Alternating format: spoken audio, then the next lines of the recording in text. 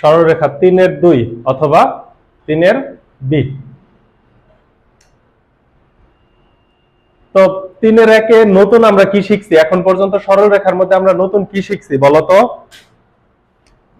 আমরা নতুন একটা জিনিসই শিখছি, সেটা হচ্ছে পোলার থেকে কার্তেশীয়, কার্তেশীয় থেকে পোলার, স্থানাঙ্ক রূপান্তর। বাকি সবই কিন্তু পুরাতন জিনিস শিখছি, নতুন কিছু শিখি নাই। এখন যেটা শিখবো এটা অনেক নতুন। স্টেপ বাই স্টেপ সরলরেখার 7টা চ্যাপ্টার, স্টেপ বাই স্টেপ অনেক কিছু জানতে হবে সরলরেখা নিয়ে। এতদিন জানতা যে সরলরেখা হচ্ছে সোজা একটা দাগ যে চলার পথে কোনো দিকের পরিবর্তন করে না। এরপরে এখন দেখতেছো সরলরেখা, তার আবার সমীকরণ আছে, তার আবার ঢাল আছে, কারণ সরলরেখা দিয়ে ত্রিভুজ হয়, বর্গ, সো অনেক কিছুই হয়। আজকে যে 4টা টপিক করবে, এই 4টা টপিক হচ্ছে একটা সরলরেখাকে আমরা ভাগ করে ফেলবো মাঝখানে। অন্তর্বিভক্তি হচ্ছে মাঝখানে বিভক্তি, বহির্বিভক্তি হচ্ছে বাহিরে বিভক্তি। ত্রিভুজের ক্ষেত্রেও সরলরেখার ব্যবহার আছে, সেটা হচ্ছে ত্রিভুজের ভর কেন্দ্র নির্ণয় করব, চতুর্ভুজের শীর্ষ নির্ণয় করব। এই 4টা টপিক নিয়ে তোমাদের হচ্ছে 3.2 সাজানো। এরপরে 3.3 তে, 3.4 এ, 3.3 তে ক্ষেত্রফল, ঠিক আছে, 3.4 এ ঢাল রিলেটেড কাজ কাম করছে, ওগুলোতে আমরা আস্তে আস্তে যাব। আজকের ক্লাস আমরা শুরু করি, সেটা হচ্ছে অন্তর্বিভক্তি বহির্বিভক্তি। অন্তর্বিভক্তি বহির্বিভক্তি ফার্স্টে আমরা সিম্পল সূত্রটা দেখব, পরে আমরা সূত্রের প্রমাণও দেখব। প্রমাণ যদিও লাগে না, কিন্তু বেসিকটা জানা জরুরি যে সূত্রটা কোথা থেকে আসছে। তো আমরা সূত্রগুলো আস্তে আস্তে দেখব, ঠান্ডা মাথায় দেখব, খাতার মধ্যে সুন্দর করে লিখবো। ম্যাথ খুব দ্রুত করব, হ্যাঁ, কারণ থিওরি বুঝে গেলে ম্যাথ করতে সময় লাগে না, সরলরেখার ম্যাথ সহজ আছে। আচ্ছা আসো অন্তর্বিভক্তির বিষয়টা আসো। বিষয়টা হচ্ছে, মনে করো একটা সরলরেখা, এটা আমার সরলরেখা সবসময় বাঁকা হয়, ঠিক আছে? মনে রাখো এই একটা সরলরেখা, এই সরলরেখাটার তো অবশ্যই একটা নাম দিতে হবে, তাই না? সরলরেখাটার নাম দিলাম পি এবং কিউ, বিন্দুর স্থানাঙ্ক দিলাম x1, y1 হচ্ছে পি বিন্দুর স্থানাঙ্ক, কিউ বিন্দুর স্থানাঙ্ক হচ্ছে x2, y2। এইটুকুর মধ্যে তো নতুনত্ব কিছুই নাই। এখন অন্তর্বিভক্তি কথাটার মানে কি, কে বলতে পারবা? অন্তর, অন্তর, অন্তর কথাটা কোথায় শুনছো? গানে শুনো নাই? মানে মাঝখানে। আর বহির্বিভক্তি মানে কি? বাহিরে। তাহলে অন্তর্বিভক্তি মানে একটা সরল রেখার মাঝখানে কোয়ায় চোবায় কাটা ফেলবো, যে বিন্দুতে কাটবো সেই বিন্দুর স্থানাঙ্ক বের করাই হচ্ছে অন্তর্বিভক্তি। এখন এই অন্তর্বিভক্তিটা যদি ঠিক মাঝখানের বিন্দু হয়, একদম মনে করো মধ্যবিন্দু, একদম মধ্যবিন্দু, অর্থাৎ সরল রেখাটা বা লাঠিটা আমার 10 মিটার দৈর্ঘ্য, ঠিক মাঝখানে আমি ভাঙছি, তাহলে মধ্যবিন্দুর স্থানাঙ্ক বের করা আমার জন্য একদম অল্পের ব্যাপার। মধ্যবিন্দুর স্থানাঙ্ক ধরে নিলাম এটা আর বিন্দু, ওয়ান্টের ব্যাপার কিভাবে? আর বিন্দুর স্থানাঙ্ক যদি x, y হয়, এই কনসেপ্টে তোমাদের এসএসসি তে ছিল মধ্যবিন্দুর স্থানাঙ্ক বের করা, সেটা হচ্ছে গড় ভুজ, গড় কোটি। তাহলে x এর স্থানাঙ্ক কি হইতো? গড় ভুজ, গড় ভুজ। আর y এর স্থানাঙ্ক কি হইতো? y ইকুয়াল টু কি হইতো? গড় কোটি। এই বুঝি, গড় ভুজ মানে কি? ভুজ দুইটার যোগফল। তাহলে দুইটা ভুজ কে কে? একটা হচ্ছে x1 আর একটা x2। কয়টা ভুজকে যোগ করছি? তাহলে ভাগ করব কত দ্বারা? এটাই তো গড়ের নিয়ম, দুইটা ভুজ যোগ করছি 2 দ্বারা ভাগ করব, 5টা ভুজ যোগ করলে 5 দ্বারা ভাগ করে দিতাম, তাহলে কি পাইতাম? গড় পাইতাম। তাহলে এখানে ভাগ হবে কত দ্বারা? তাহলে কোটি, গড় কোটি কি হবে? y1 plus y2 divided by 2। এই কিন্তু একটা সূত্র চলে গেল যদি একদম মধ্যবিন্দু হয়। বুঝো, দেখতে দেখতে একটা সূত্র, কোন সরল রেখা ঠিক মাঝখানে বিন্দু যদি আমি নির্ণয় করতে চাই, গড় ভুজ গড় কোটি। প্রশ্ন হচ্ছে, এই পর্যন্ত কোনো বিষয় ছিল না, এই পর্যন্ত ইজি ছিল। প্রশ্ন হচ্ছে এখন যদি মাঝখানের বিন্দুটা না হয়, হতে পারে একটা সরল রেখা সে মাঝখানের বিন্দুতে কি হয় নাই? বিভাজিত হয় নাই, তাই না? মনে করো এইদিকে এক সাইডে বিভাজিত হইলো, তাহলে এই বিন্দুটার নাম হচ্ছে আর, আর বিন্দুর স্থানাঙ্ক x, y আছে, জাস্ট একটু দিয়ে দিলাম সাইডে। এখন কিন্তু বিন্দুর স্থানাঙ্ক বের করা সম্ভব না যদি সরল রেখাটা কত অনুপাতে বিভক্ত হয়েছে এটা না জানি। বুঝো, অর্থাৎ এই সম্পূর্ণ সরল রেখার দৈর্ঘ্য যদি 10 মিটার হয়, তাহলে এইখানে যে লাঠিটা ভাঙছে বা সরল রেখাটা ভাঙছে, বিভক্ত করছি, এই সাইড হবে 2 মিটার, ওই সাইড হবে 8 মিটার, হতে পারে। এই সাইড 1 মিটার, ওই সাইড 9 মিটার হতে পারে, এই সাইড 4 মিটার, ওই সাইড 5 মিটার হতে পারে। অর্থাৎ কোনো না কোনো অনুপাতে তো সে ভাঙছে। এক সাইড বড়, এক সাইড সমান, কারণ মাঝখানে ভাঙলে তো কাজই শেষ, গড়ভুজ গড়কটি। এখন যেহেতু মাঝখানে ভাঙে নাই, তাহলে কোনো না কোনো অনুপাতে তো ভাঙছে। সেই অনুপাতটা যদি না দেয়া থাকে, তাহলে কি তুমি বিন্দুর স্থানাঙ্ক বের করতে পারবা? পারবা না, কারণ পি কিউ এর মাঝখানে কতগুলা বিন্দু আছে বলো তো? অসংখ্য, ইনফিনিটি, ইনফিনিটি বিন্দু আছে। তাহলে তোমাকে অনুপাত দিতে হবে। মনে করো তোমাকে অনুপাত দিয়ে দিল m1:m2 অনুপাতে সরল রেখাটা কি হয়? অন্তর্বিভক্ত হয়। m1 m2 এর পরিবর্তে কি থাকতে পারে? 5:2, 1:3, 1:4, এনিথিং, কোন ভগ্নাংশও থাকতে পারে। পারে কি পারে না? পারে। তাহলে m1:m2 অনুপাতে অন্তর্বিভক্ত হইল। এখন কোন অংশকে m1 ধরবো, কোন অংশকে m2 ধরবো, এটার কি কোনো বাধ্যবাধকতা আছে? ইচ্ছা মতো ধরবো। কিন্তু যখন মান দেওয়া থাকবে, সাপোজ মান দেওয়া আছে 5:2, তখন তো ডেফিনেটলি বড় অংশকে 5, ছোট অংশকে 2 ধরবো। এতটুকু কমন সেন্স তো আমার থাকবে। কিন্তু এখন m1 m2 যেহেতু বলছে, আমি ইচ্ছা মতো ধরে নিব। আচ্ছা, তাহলে ইচ্ছা মতো আমি ধরে নিলাম, যেহেতু m1 এই অংশটুকুকে ধরলাম m1, এই অংশটুকুকে ধরলাম m2, অনুপাতে অন্তর্বিভক্ত হয়েছে। এবার আসো এইখান থেকে আমরা আগে সূত্রটা বের করা দেখি, সূত্র অ্যাপ্লাই করা দেখি, পরে সূত্রটা কিভাবে আসছে ওইটা দেখবো। দুইটা সদৃশ কোণী ত্রিভুজ থেকে এই সূত্রটা আসছে। তাহলে m1 m2 সূত্র হচ্ছে x বিন্দুর স্থানাঙ্ক যদি বের করি, তাহলে আমার x এর মান বের করতে হবে এবং y এর মান বের করতে হবে। কথা কি বুঝাইতে পারছি? x এবং y কোথায় আছে বলতো? এই যে r বিন্দুর স্থানাঙ্ক, অর্থাৎ যে বিন্দুতে m1:m2 অনুপাতে অন্তর্বিভক্ত হয়েছে সেই বিন্দুর ভুজ এবং কোটির মান। হর নিয়ে কোনো সমস্যা নাই, অনুপাতের রাশি দুইটার যোগফল লেখা ফেলো। নিচে m1 plus m2, m1 plus m2। এখন সূত্রটা অনেকেই বলে এইভাবে, m1x2 প্লাস m2x1। এটা বলার জন্য কিন্তু বুঝতে হবে বিষয়টা আসলে কি হয়। বিষয়টা হচ্ছে একটা ক্রস গুণের মতো, ক্রস গুণ না, ক্রসের মতো। যেমন এই যে এই পাশের অনুপাতটা কত? m1। এই m1 যেহেতু এই পাশের অনুপাত, বাম পাশের অনুপাত, মানে যে বিন্দুতে অন্তর্বিভক্ত হয়েছে তার বাম পাশের অনুপাত m1, এটা গুণ হবে যায় ডান পাশের ভুজের সাথে। আর এই যে m2, সে কি যেই বিন্দুতে অন্তর্বিভক্ত হয়েছে তার ডান পাশের অনুপাত। এই ডান পাশের অনুপাত এসে গুণ হবে এই যে বাম পাশের বিন্দুর সাথে। কথা বুঝাইতে পারছি? কারণ তোমার পরীক্ষা, মানে পরীক্ষা না, যখন তুমি বইয়ের ম্যাথ গুলা করবা তখন তো x1 x2 y1 y2 থাকবে না, বিন্দুর স্থানাঙ্ক থাকবে। তখন জাস্ট তোমার মাথায় এই আইডিয়া থাকবে যে আমি এই সাইডেরটার সাথে ওই পাশের বিন্দুর প্রান্ত বিন্দু, এবং এই অনুপাত যদি নেই তাহলে বিপরীত পাশের প্রান্ত বিন্দু। সহজ কথায় আমি যে অনুপাত নিব তার বিপরীত পাশের প্রান্ত বিন্দুর ভুজ গুণ করব। কোটি বের করার সময় সেম, যে অনুপাত নিব তার বিপরীত পাশের প্রান্ত বিন্দুর কোটি গুণ করব। তাহলে গুণ করি, আমি যদি m1 নেই তাহলে m1 এর সাথে গুণ হবে কি? m1 এর বিপরীত পাশের প্রান্ত বিন্দুর ভুজ হচ্ছে x2, গুণ করছি। সূত্র অনুযায়ী মাঝখানে কি চিহ্ন হবে? যোগ চিহ্ন হবে। তাহলে যোগ চিহ্ন যদি হয়, এবার একটা অনুপাত গুণ করছি, আরেকটা অনুপাত বাকি আছে, সে কে? m2। তাহলে m2 এর সাথে গুণ হবে কে? এই যে এই পাশের প্রান্ত বিন্দুর ভুজ। ভুজের মান বের করার সময় ভুজের সাথে গুণ হবে, কোটির মান বের করার সময় কোটির সাথে গুণ হবে। এবার দেখো y, এটা কিসের মান বের করতেছি? কোটির। তাহলে m1 এর সাথে গুণ হবে কে? y1, sorry y2। m1 এর সাথে গুণ হবে এটার কোটি y2, এবং m2 এর সাথে গুণ হবে এই সাইজের ভুজ, অর্থাৎ কোটি m2 y1। কথা কি বুঝাইতে পারছি? তাহলে এই হচ্ছে তোমার অন্তর্বিভক্তির সূত্রটা।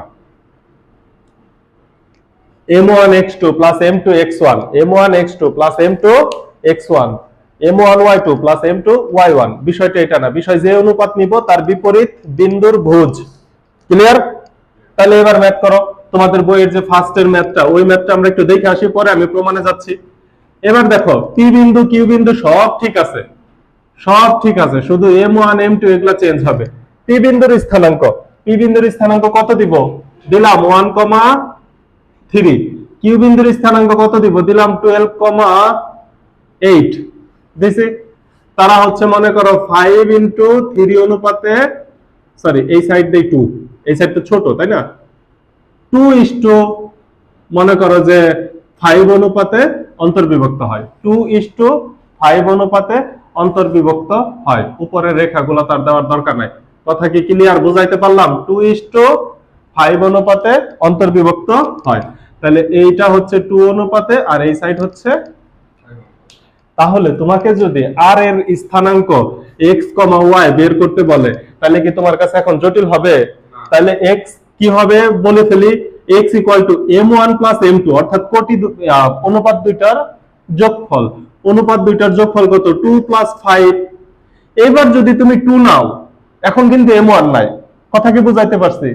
তাহলে এবার যদি আমি 2 নেই, তাহলে 2 এর সাথে গুণ হবে এর বিপরীত পাশের ভুজ, 2 × 12, সূত্রের কি প্লাস, তাহলে বাকি রইল 5, 5 এর সাথে গুণ হবে এই পাশের ভুজ, 5 × 1।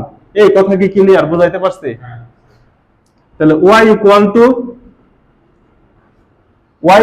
তাহলে 2 নিব ফার্স্টে, 2 এর সাথে গুণ হবে বিপরীত পাশের কোটি, কোটির মান বের করতেছি, তাহলে 2 × 8 সূত্রের প্লাস, এবার 5 এর সাথে তার বিপরীত পাশ, 5 ×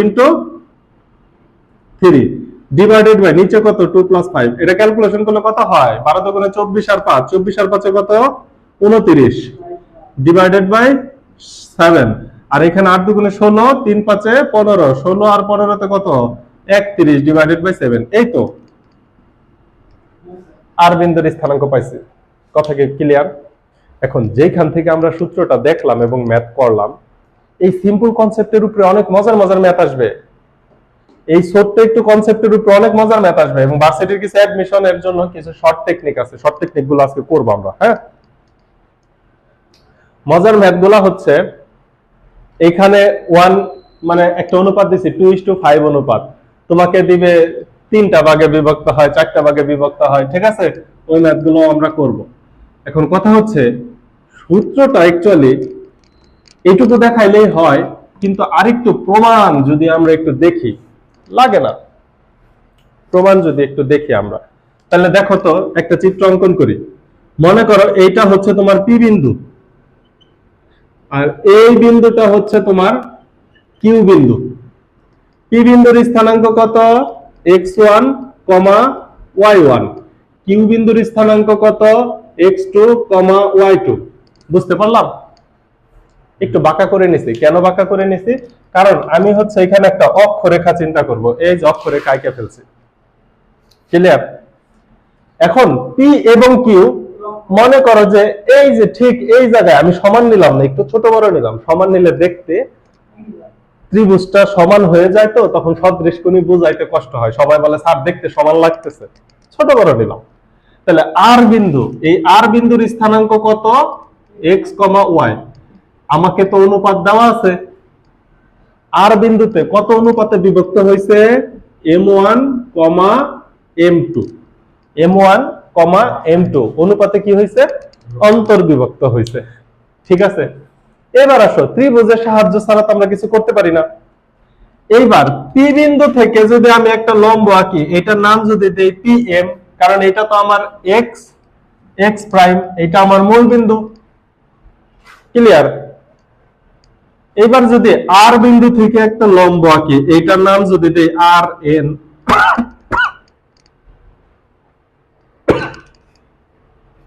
এবার যদি কিউ বিন্দু থেকে একটা লম্ব আঁকি, এটার নাম যদি দেই কিউও, আঁকতে পারি লম্ব।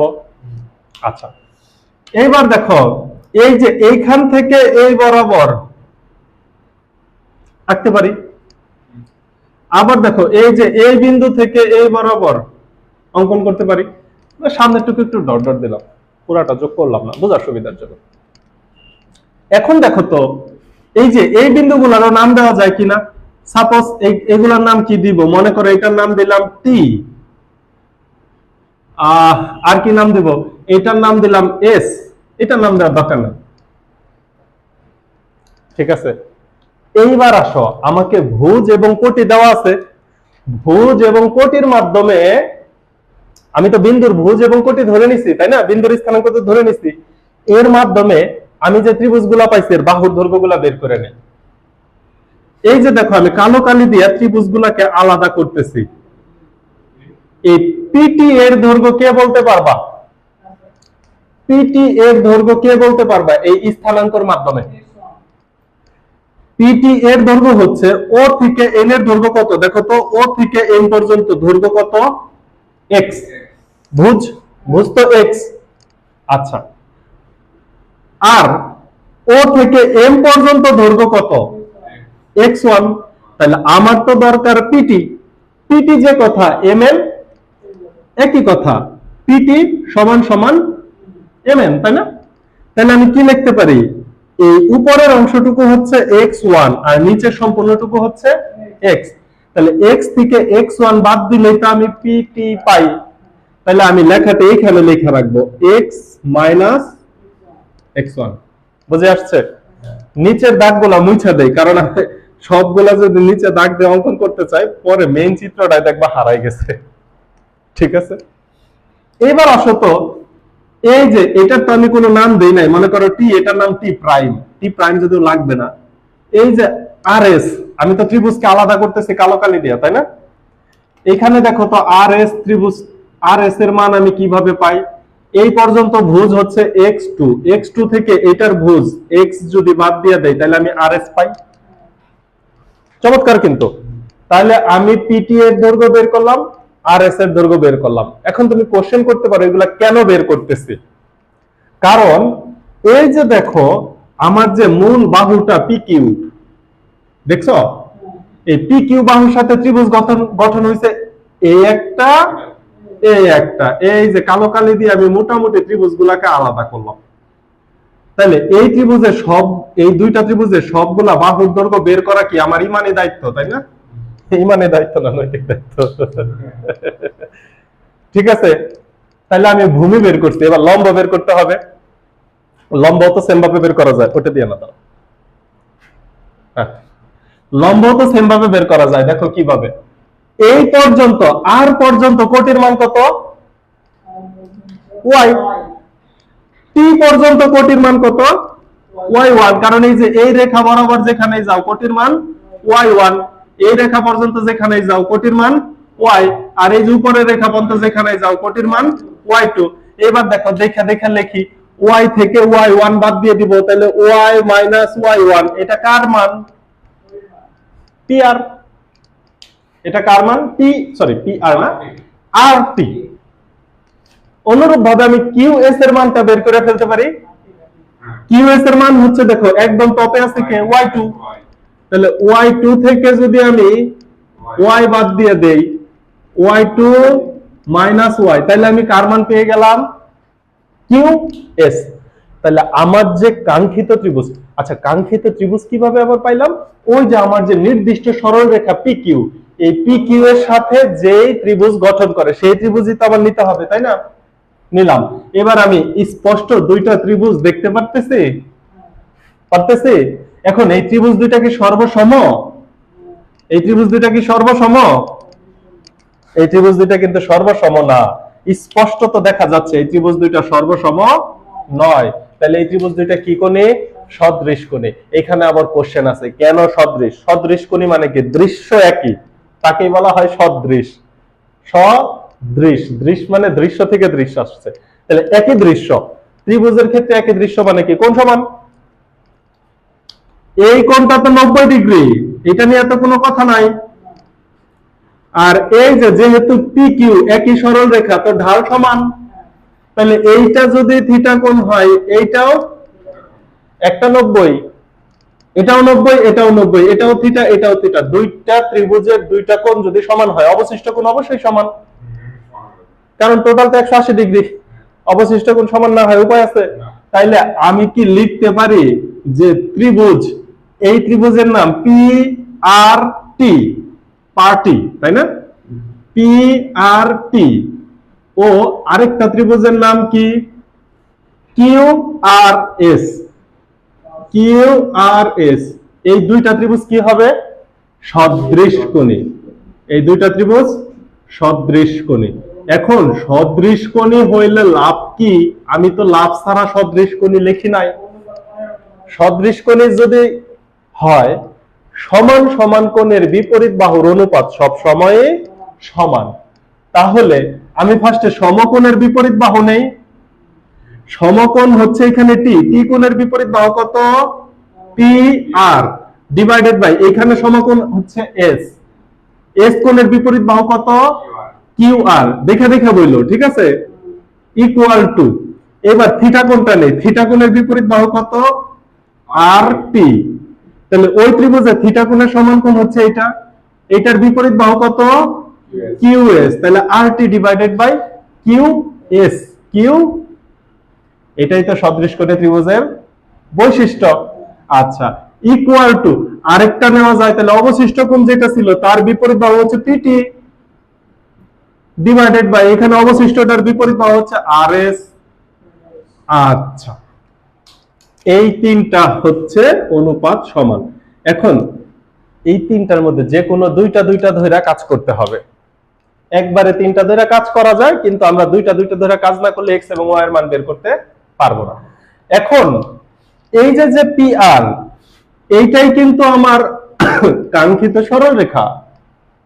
তো পি আর এর সাথে আমি একবার এই অনুপাতটা নিব, আরেকবার লাস্টের অনুপাতটা নিব, তাইলেই তো আমি এক্স এবং ওয়াই এর মান পেয়ে যাব। তাহলে বলো তো ফার্স্টে আমি পি আর এর সাথে কোন অনুপাতটা নিব, পিটি নিব না আর টি নিব? পি আর এর সাথে কোন অনুপাত নিব? আর টি যদি নেই তাহলে আমি কোটির মান পাবো, আর পিটি নিলে আমি কিসের মান পাবো? ভুজের মান পাবো। তাহলে ফার্স্টে ভুজের মানটা বের করি। অতএব P R divided by Q R equal to PT divided by R S, এটা একবার লিখলাম এতবার। এবার মান বসাবো, পি আর এর মান কত? পি আর এর মান m1, দেখো স্পষ্ট বলা আছে m1:m2 অনুপাতে অন্তর্বিভক্ত হয়েছে। তাহলে পি আর এর মান কত? m1 ডিভাইডেড বাই কিউ আর এর মান কত? m2 equal to PT, PT এই যে চিত্রতে তাকাও, পিটির মান কত? x minus x2, sorry x1, x minus x1, এই যে এখানে তাকায় দেখো, এই যে x minus x1 divided by R S এর মান কত? এই যে আর এস এর মান হচ্ছে x2 মাইনাস x, বুঝে আসছে? এবার আমি একটা ক্রস গুণ করে দিব, ক্রস গুণ করে দিলে আবার মিলে যায় এত। বা m1 এর সাথে ক্রস গুণ করি, m1 এর সাথে ক্রস, আচ্ছা এই সাইডে ক্রস গুণ করি, এটার সাথে এটা আগে করি, m2 x minus m2 x1 equal to m1 দ্বারা করলে m2, sorry m1 x2 minus m1 x, বুঝতে পারছি ক্রস গুণ। এবার যাদের যাদের x, যারা যারা x তাদের একসাথ করি, তাহলে m2, হ্যাঁ, তাহলে যে m1 x2 এটা তো আগে থেকেই ছিল, তাহলে এই সাইড থেকে কে যাবে, কে যাবে দেখো, মাইনাস এটা ওই সাইডে হয়ে যাবে প্লাস m2 x1।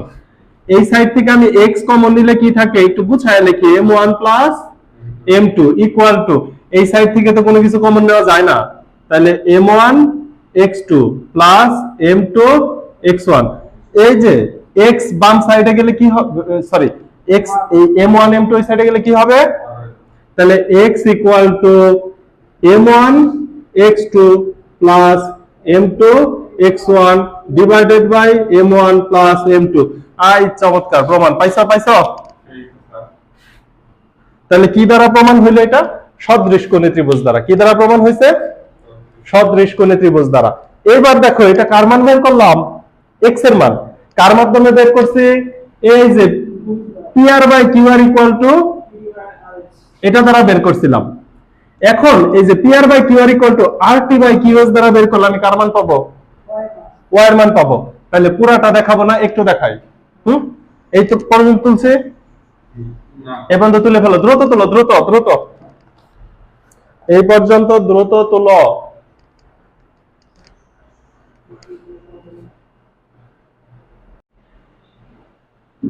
শেষ করছো তোলা? শোনো, মোটিভেশন বিষয়টা এমন, এটা যদি তোমার খাওয়ায়ও দেওয়া হয় তুমি বাসায় যায় বুঝলা যাবা। মানে এখন যদি একজন মোটিভেটর স্পিকার আয়না তোমার সামনে কথা বলানো হয়, তোমার কাছে মনে হবে যে আজকে বাসায় গেলে আমি যে পড়ালেখা শুরু করবো, আগুন লাগাই দেবো, একদম পুরা একদিক থেকে আগুন লাগাই দেবো। বিষয়টা হচ্ছে মোবাইল ফোন তো এটা সময়ের সাথে সাথে আসবে, সময়ের সাথে সাথে। যেমন মনে করো যে একটা সময় মানুষ 1950 সালের আগে হয়তো পড়ালেখা করতো যখন, হ্যাঁ, এরপরে যখন টিভির আবির্ভাব হইলো 70-80 দশকে, তখন ইয়াং জেনারেশন রে বলতো যে টিভি দেখা জেনারেশন নষ্ট হচ্ছে, এখন যেটা মোবাইল দেয়া বলা হচ্ছে। তো 70-80 দশকের আগে কি হইতো, তখন এই দেশে বিভিন্ন জায়গায় যাত্রা, পালা, নাটক এগুলা মঞ্চস্থ হইতো। সো পোলাপানরে ডিস্ট্র্যাক্ট করার জন্য বিভিন্ন সময় বিভিন্ন প্রোগ্রাম যুগে যুগে আসছে, আসবে। সো ফেসবুক, এটা যে ইউটিউব, এগুলা যে নেগেটিভ, বিষয়গুলা কখনোই নেগেটিভ না, সবই পজিটিভ। কিন্তু তোমার ব্যবহারটা হইতে হবে পজিটিভলি। এখন তুমি যদি চিন্তা করো যে আমি ইন্টারে উঠছি, দেখে নেই 1 বছর ইউটিউব, পরে পড়ালেখা করব,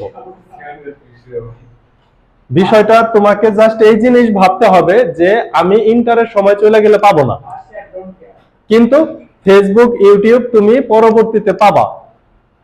আর যে মানুষের নিজের অবস্থান, নিজের বাবা মার কথা মনে পড়া যার মোটিভেশন না আসে, তারে মোটিভেটর স্পিকার 5-10টা গুলায় খাওয়াই দিলেও ওর মোটিভেশন আসবে না। ক্লিয়ার? আচ্ছা, আর কথা হচ্ছে জীবনের একটা স্টেপে তোমাকে পরিশ্রমী হতেই হবে। এখন পরিশ্রমী হইলে বুয়েটে চান্স পাবা, ভালো জায়গায় পড়াশোনা করবা, ভালো দেখে বিয়ে শাদী করবা, জীবন সুন্দর হবে, হবে।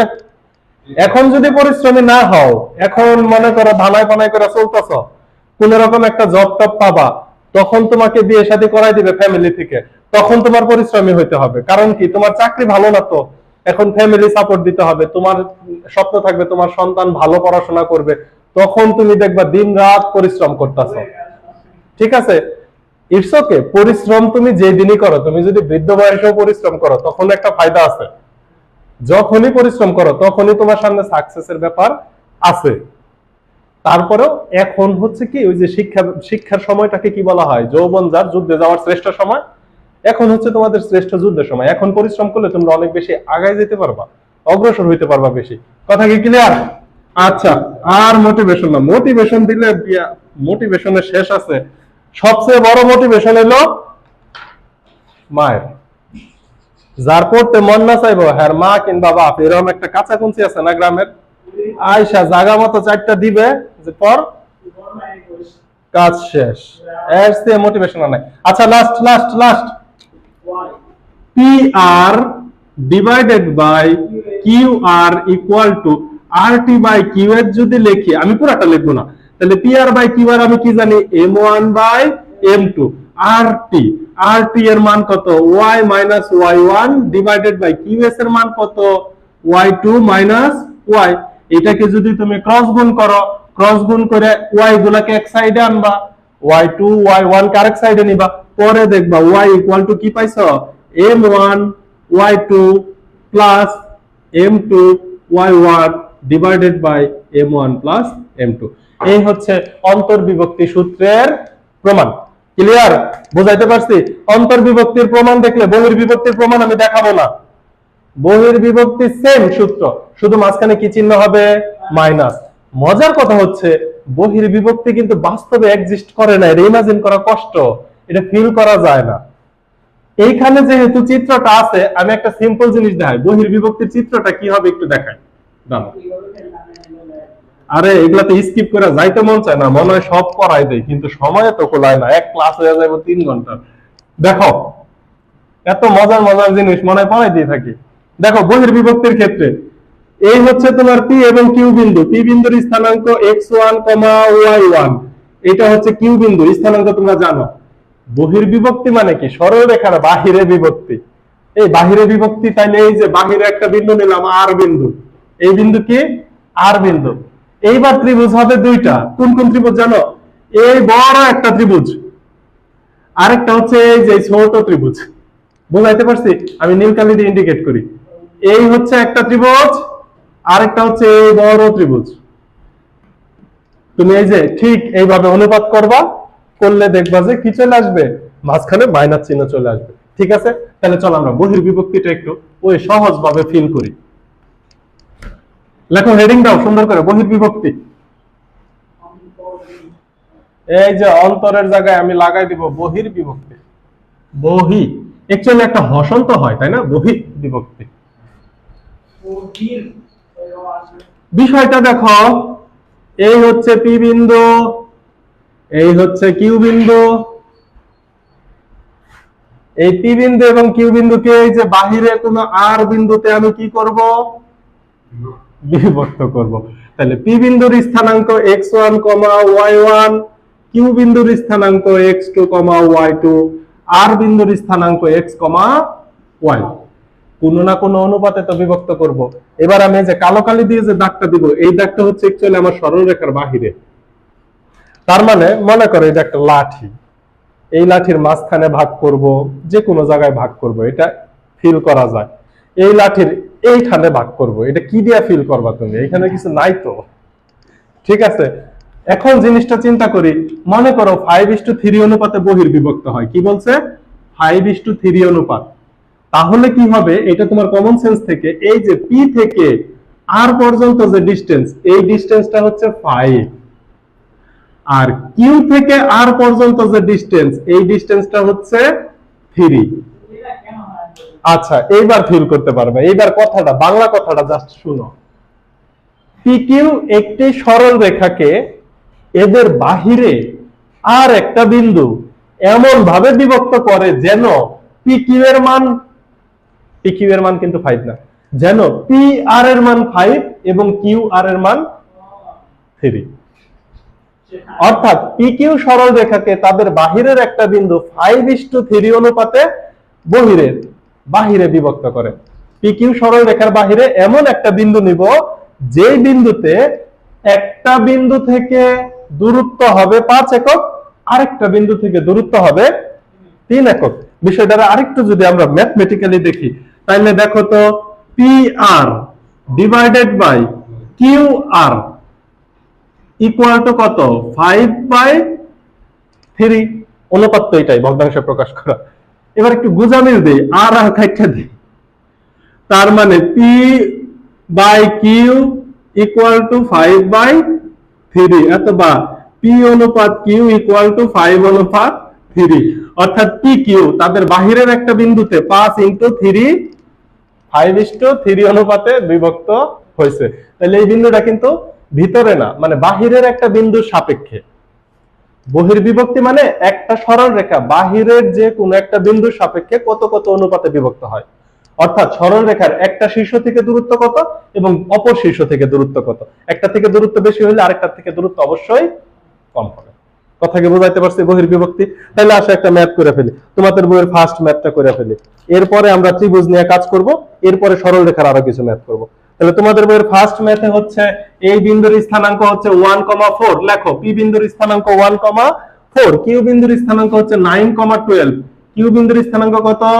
9,12 এবং আর বিন্দুতে x, y। আচ্ছা, আরেকটা কাজ করি নাই, আমি দ্রুত ম্যাথে চলে গেলাম।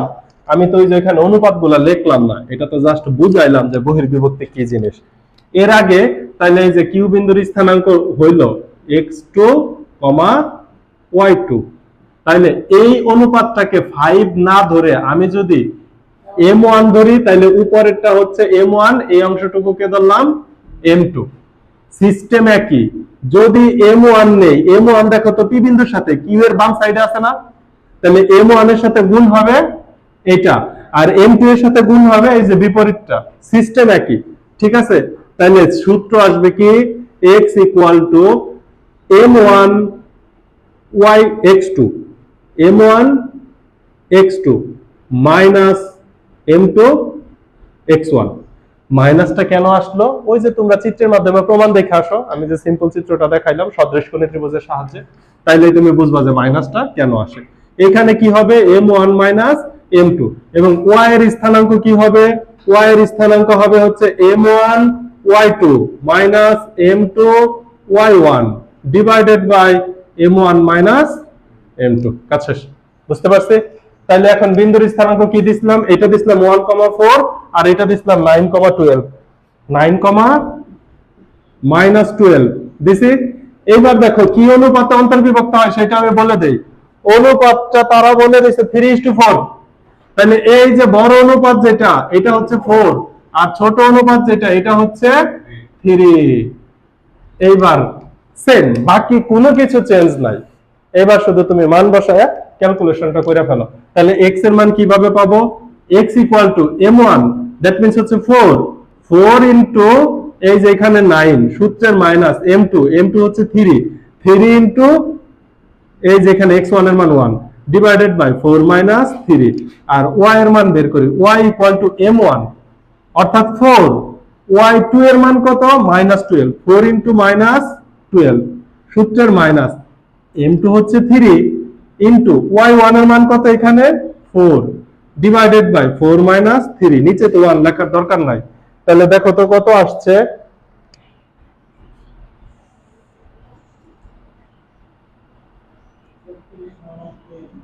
ছত্রিশ থেকে 3 গেলে কত হয়?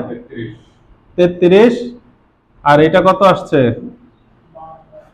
করো করো ক্যালকুলেশন করো, এটা একটা বিষয় বুঝতে হবে।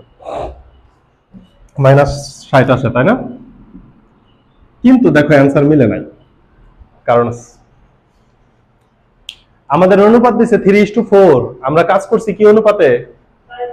4:3 অনুপাতে কাজ করছি। তার মানে 4:3 অনুপাতে কাজ করছি। তাহলে কি আমাদের ছোট অংশটাকে যেহেতু ছোট এই জন্য আমরা 3 ধরছি, বড় অংশটাকে 4 ধরছি। অ্যাকচুয়ালি এই চিত্রের ক্ষেত্রে আর হবে এই সাইডে, যখন অনুপাত ছোট হবে যেই সাইডে সেই সাইডে নিয়ে নিব। তাহলে আচ্ছা অসুবিধা নেই। তাইলে এইবার দেখো এই যে আর কে যদি আমি এইখানে চিন্তা করি, আচ্ছা আর যদি এই সাইডে থাকে সমস্যা নাই, তুমি জাস্ট 3:4 দিলেই হবে, জাস্ট 3:4 বড় হোক ছোট হোক দিলেই হবে, এটা চিত্র দরকার নাই, আমরা অনুপাতটা উল্টা লিখছি। আচ্ছা আচ্ছা আমি এই রিলেটেড আরো ম্যাথ করব, তার আগে একটু কাজ করে আসি, ত্রিভুজের এবং চতুর্ভুজের কাজ করে আসি, এরপরে আমরা 3-4টা ম্যাথমেটিক্যাল প্রবলেম সলভ করব। এইবার আসো ত্রিভুজের ভর কেন্দ্র, ত্রিভুজের ভর কেন্দ্র, ভর কেন্দ্র সংজ্ঞা কেউ বলতে পারবা? ভর কেন্দ্র কাকে বলে? একটা ত্রিভুজের মধ্যমা, মধ্যমার সংজ্ঞা আবার বলতে পারবা? যে কোন একটি শীর্ষ থেকে বিপরীত বাহুর মধ্যবিন্দু। যেমন মনে করো ত্রিভুজটা যদি এইরকম হয় তখন মধ্যমাটা দেখতে, তখন কিন্তু এইটা হচ্ছে লম্ব, কিন্তু মধ্যমা হচ্ছে এই যে এরকম একটা মধ্যবিন্দু, ধরো এইটা হচ্ছে মধ্যমা। তার মানে লম্ব এবং মধ্যমা জিনিসটা এক কথা নয়। মধ্যমা হচ্ছে যে কোনো শীর্ষ থেকে বিপরীত বাহুর মধ্যবিন্দুর যোগফল। তাহলে এই যদি ত্রিভুজ হয়, এই ত্রিভুজের নাম এ বি সি, তাহলে এ বিন্দুর স্থানাঙ্ক ধরো x1, y1, বি বিন্দুর স্থানাঙ্ক ধরো x2, y2, সি বিন্দুর স্থানাঙ্ক ধরো x3, y। এবার মধ্যমা যদি করতে চাই তাহলে এই যে শীর্ষ থেকে এটার উপর লম্বটা এই বিন্দুর মধ্যবিন্দু ধরলাম ডি, এডি। আবার বি থেকে এই যে এটার মধ্যবিন্দু ধরলাম হচ্ছে বিই, সি থেকে এই যে এটার মধ্যবিন্দু ধরলাম সিএফ। ক্লিয়ার? তাহলে এই যে এটা হচ্ছে মধ্যবিন্দু, মধ্যবিন্দুর স্থানাঙ্ক কত ধরে নিলাম ও, মধ্যবিন্দুর স্থানাঙ্ক কত ও। আমরা কি একটা কথা জানি, একটা ত্রিভুজের মধ্যমা 2:1 অনুপাতে বিভক্ত হয়, তার মানে উপরের অংশটুকু হচ্ছে 2, নিচের অংশটুকু হচ্ছে 1। আগে এই যে মধ্যমার যে মধ্যবিন্দুটা ও বিন্দু, এই ও বিন্দুর স্থানাঙ্কটা আগে বের করা শিখি।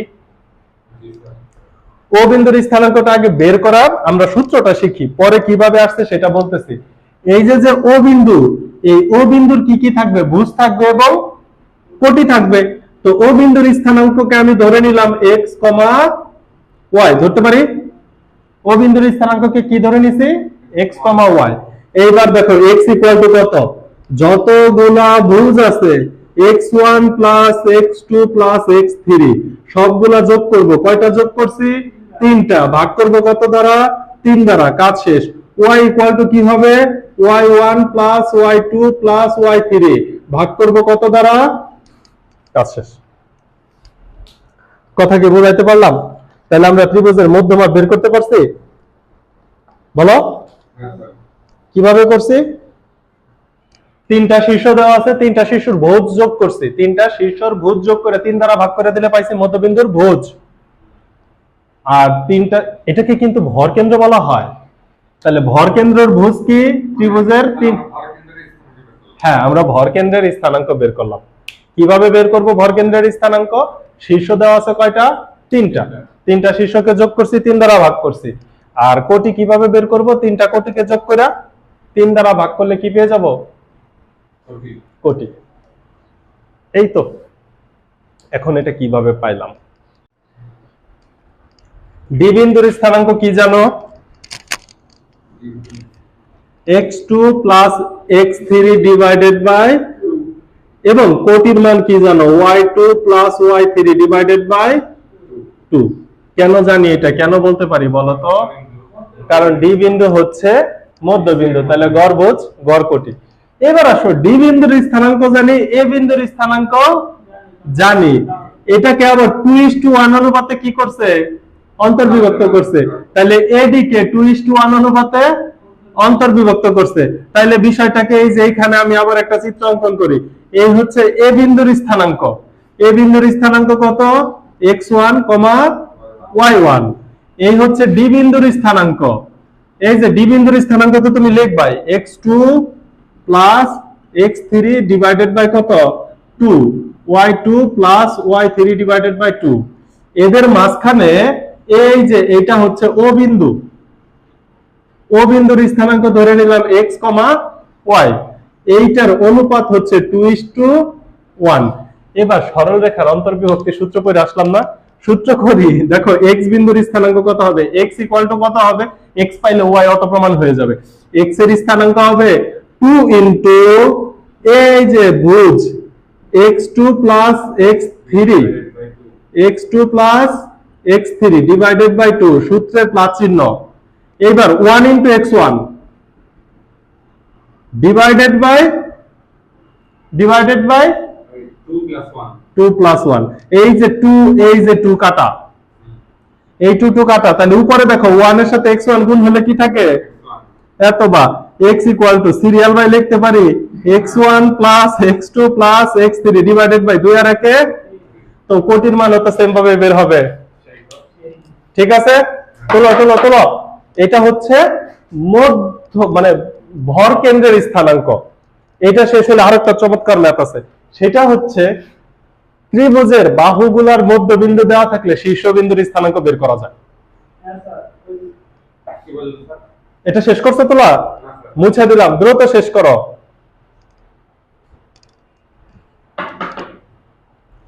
তাহলে আমরা এই পর্যন্ত অন্তর বিভক্তি, বহির বিভক্তি বোঝা শেষ, ত্রিভুজের ভর কেন্দ্র বোঝা শেষ। এবার ত্রিভুজের শীর্ষবিন্দু নির্ণয় করা শিখবো। এরপরে চতুর্ভুজের শীর্ষবিন্দু নির্ণয় করা শিখলে আজকের ক্লাসের থিওরি শেষ। পরে শুধু বাদ থাকবে ম্যাথ। ভিডিও অনেক বেশি ডিস্টার্ব করতেছে আজকে। সরল রেখার থিওরি শেষ না স্যার, 3.2 চ্যাপ্টারের সেই থিওরি শেষ। সরল রেখার আরো অনেক কিছু বাকি আছে। ঢাল রিলেটেড আমরা এখনো কোনো কাজ করি নাই। একটা বিন্দু থেকে সরল রেখার দূরত্ব, দুইটা সরল রেখার মধ্যবর্তী দূরত্ব, অনেক কাজ আছে সামনে। সরল রেখা চ্যাপ্টারের প্রত্যেকটা টপিক মুখস্থ করে ফেলো অঙ্ক করতে করতে, তা না হলে পরবর্তীতে পারবে না। শেষ।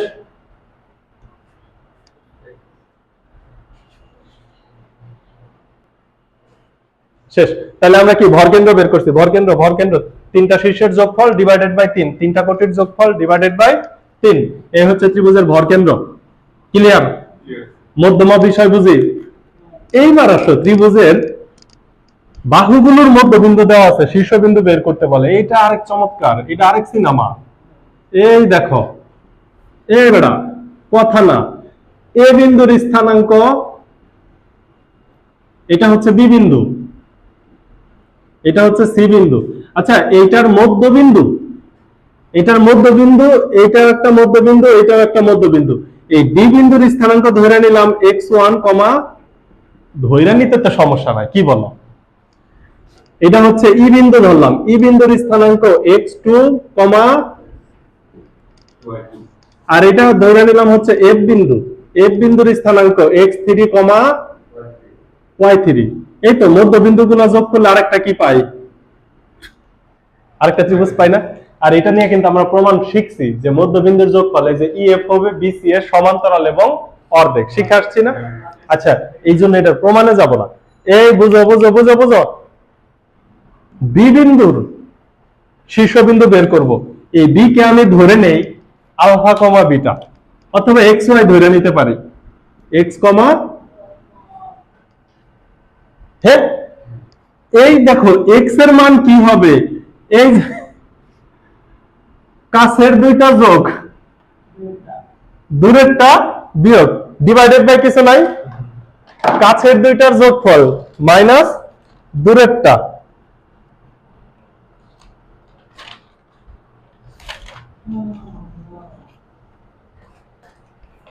আর কিছু নাই, কোনো ভাগ টাগ করতে হবে না। দেখো কাছের দুইটা যোগ, কাছের দুটি যোগ বিয়োগ দূরেরটা। এখন কাছের দুইটা কোনটা? আর কিছু নাই, নিচে কিছু নাই, হরে কিছু নাই, তাহলে এত বা x ইকুয়াল টু কাছের দুইটা, দেখো বি এর সবচেয়ে কাছে আছে কে, ডি এবং এখন আমি কি বের করব, ভুজের মান বের করব। তাহলে ডি এর ভুজ কত, x1, ই এর ভুজ কত, x2, ওই যে দূরে যেটা আছে মাইনাস x3, বাস বি এর ভুজ পাওয়া গেছে।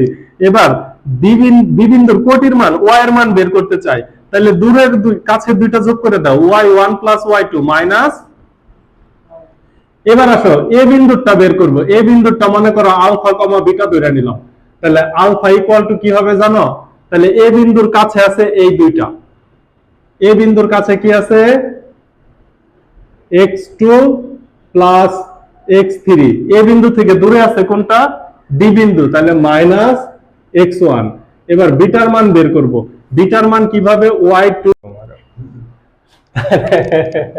বিটার স্থানাঙ্ক কি পাবো, কাছে y2 y3 আর দূরেরটা কত, মাইনাস y1।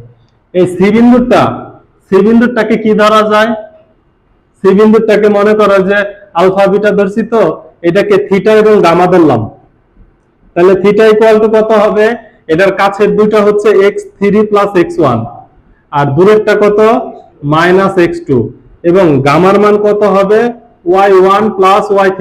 আগে পরে হলে কি সমস্যা আছে? যোগের ক্ষেত্রে আগে পরে হলে সমস্যা নাই। তাইলে ত্রিভুজের মধ্যবিন্দু দেওয়া থাকলে শীর্ষবিন্দু নির্ণয় করা যায়। ত্রিভুজের মধ্যবিন্দু দেওয়া থাকলে কাছের দুইটা যোগ দূরেরটা বিয়োগ, কাছের দুইটা যোগ দূরেরটা বিয়োগ, লেখা শেষ? দ্রুত লেখা শেষ করো। এখন আমরা চতুর্ভুজের শীর্ষবিন্দু দেওয়া থাকলে কি করা যায়, ঠিক আছে? আরো একটা শর্টকাট টেকনিক দিব এই ক্লাসের লাস্টে।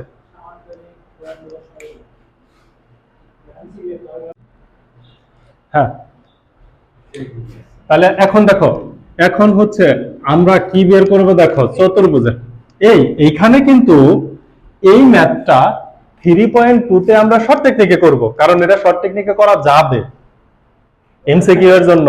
এটা কিন্তু সৃজনশীলে করা যাবে না এখন যেটা দিব, কিন্তু এটার বড় টেকনিকটা এখন দেখবো। কিন্তু এই ম্যাথটা আরো জটিল ভাবে আছে 3.5 এ না 6 এ। এই যে মনে করো যে সামান্তরিক বর্গ আয়ত রম্বস, যাই হোক কি কি বলছি, সামান্তরিক বর্গ আয়ত রম্বস যে চতুর্ভুজই হোক, তার এই যে এ বি সি ডি শীর্ষবিন্দু কয়টা, চারটার মধ্যে যে কোনো তিনটা দেওয়া আছে। এ দেওয়া আছে x1, y1, বি দেওয়া আছে x2, y2, সি দেওয়া আছে x3, y3, ডি দেওয়া নাই। এই ডি বের করতে বলছে, ডি এর স্থানাঙ্ক কি করতে বলছে, বের করতে বলছে, আলফা এবং বিটা। বের করার সিস্টেম তো সৃজনশীলে আমি দেখাবো, আমি কর্ণ নিব, দেখাবো, দাঁড়াও বড়টাও দেখাচ্ছে, এখনই দেখাবো। আগে দেখো এমসিকিউ ট্রিক্স কি, এমসিকিউ ট্রিক্স দেখো, এটা খুব ইম্পর্টেন্ট একটা ট্রিক্স। এই যে দেখো তো, এই এসি একটা কর্ণ, আরেকটা কর্ণ কি, বিডি। এসি একটা কর্ণ আর একটা কর্ণ এই এটা বুঝছি, দুইটাই তো কর্ণ।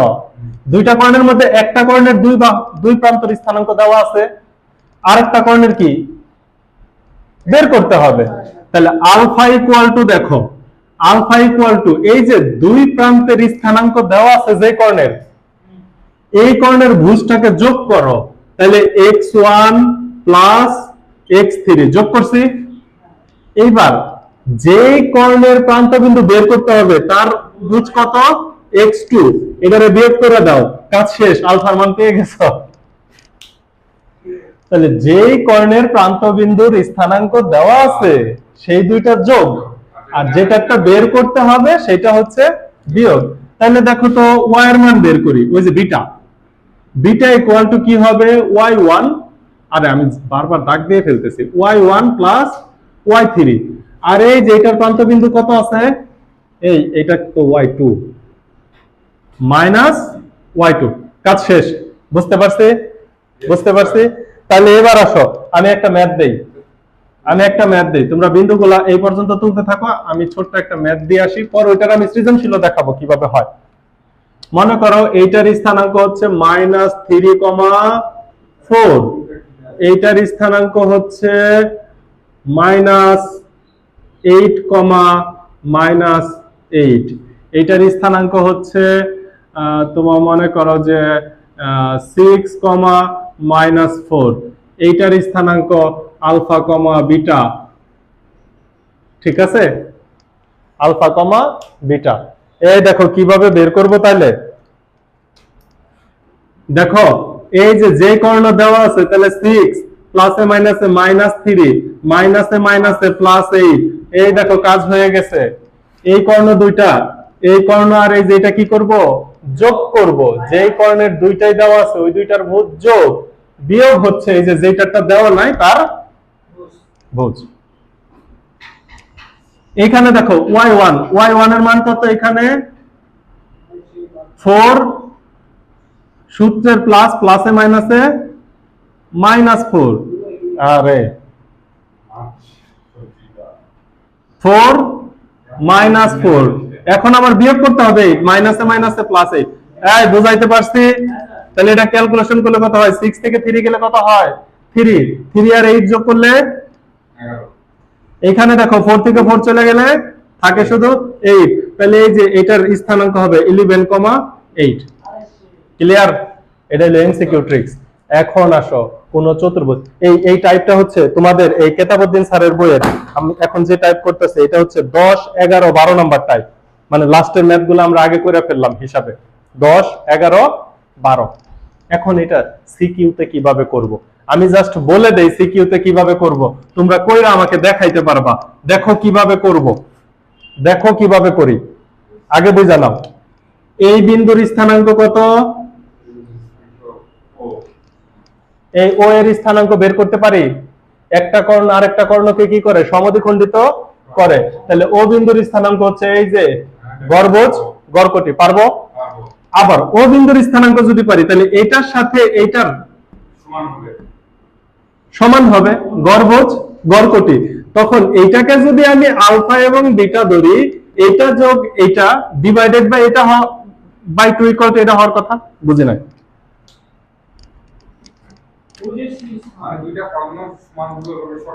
আচ্ছা দাঁড়াও, তোমাদের বইয়ের ম্যাথটা দেই, তাইলে হচ্ছে আমাদের বুঝাইতেও সুবিধা হবে, তোমাদের জন্য ইজি হবে।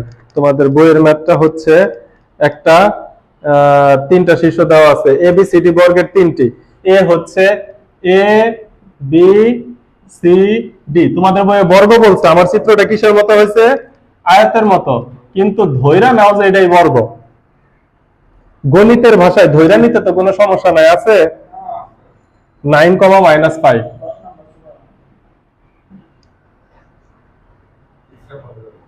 সি বিন্দুর স্থানাঙ্ক হচ্ছে -4, -6।